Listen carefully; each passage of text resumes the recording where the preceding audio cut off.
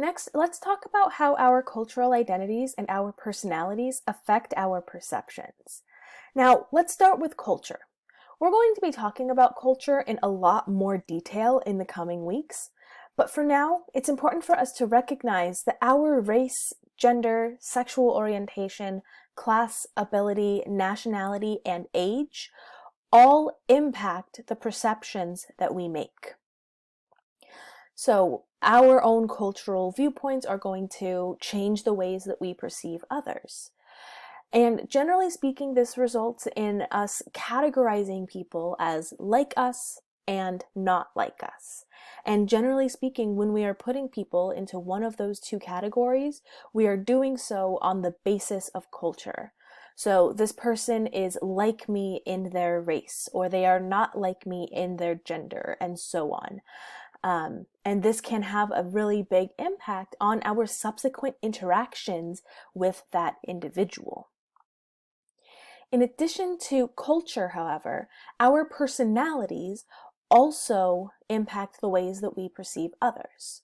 So personality refers to a person's general way of thinking, feeling, and behaving. And social scientists have come up with the big 5 personality traits that everyone has on some scale. So generally speaking, we see these as a spectrum. And so you are more or less of all of these big 5. And there are actually quizzes online that you can take to determine how open you are, how conscientious you are, and so forth. But let's talk about each of these 5 personality traits in turn. They are extroversion, agreeableness, conscientiousness, neuroticism, and openness. Let's start with extroversion. Extroversion refers to a person's interest in interacting with others. So if someone is high on the extroversion scale, that means that they are seen as being sociable extroverts, if you will. If they are low on that scale, they are seen as less sociable and are deemed introverts. Next is agreeableness. Agreeableness refers to a person's level of trustworthiness and friendliness.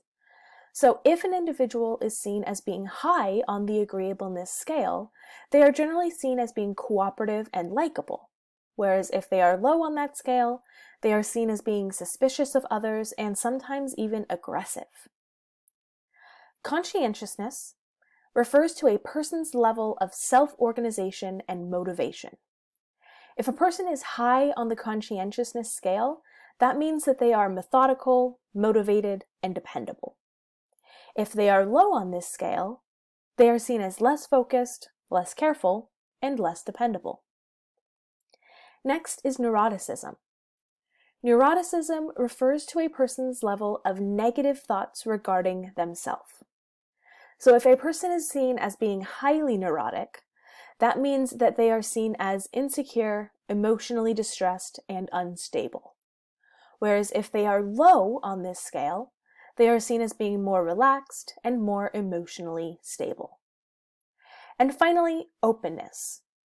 Openness refers to a person's willingness to consider new ideas and perspectives. So if a person is high on the openness scale, that means that they are seen as being open-minded. Whereas if they are low on this scale, they are being seen as being set in their ways.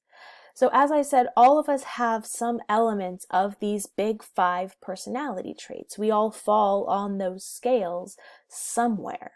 And you can take quizzes online to see where you fall in conscientiousness, extroversion, agreeableness, neuroticism, and openness.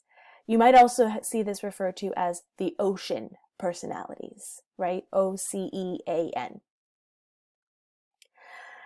Now, our personalities, as I said, have an impact on the way that we perceive others.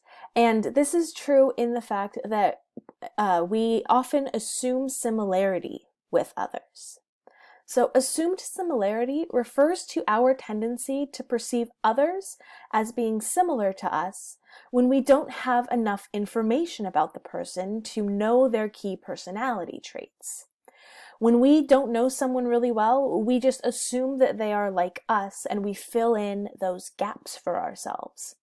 So if we're meeting someone new and we are an extrovert, we are likely to perceive them as being more extroverted until we are presented with information otherwise.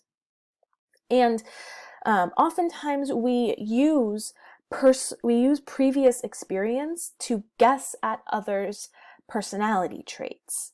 So we often assume more about a person based on the personality traits that we assign to them.